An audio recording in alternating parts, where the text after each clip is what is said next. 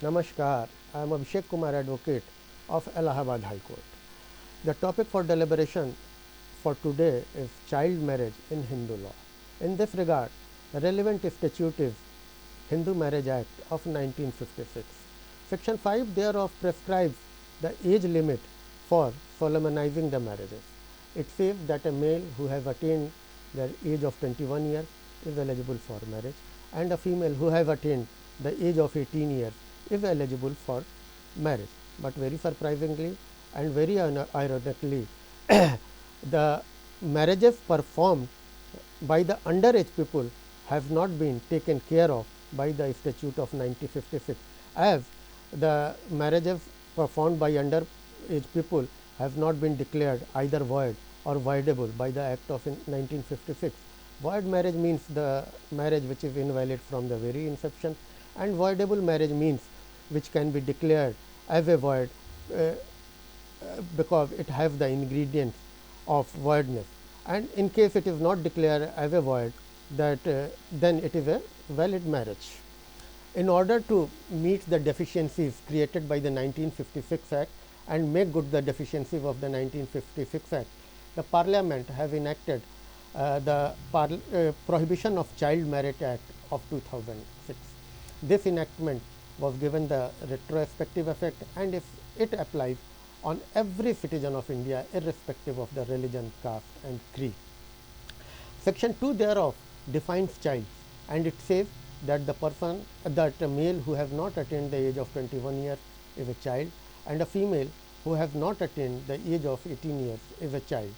And it says that if any child has solemnized or performed the marriage, then it would be the voidable marriage at the instance of the contracting party on the ground that at the time of marriage he or she was minor. Section 12 of the Act of 2006 speaks that under certain circumstances the marriage of child is void also.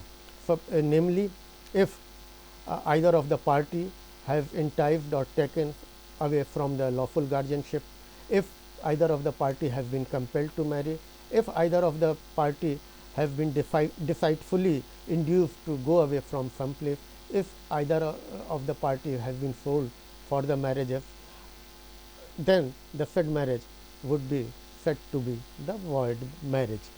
The Act of 2006 has made very stringent provisions for the punishment of the child marriage.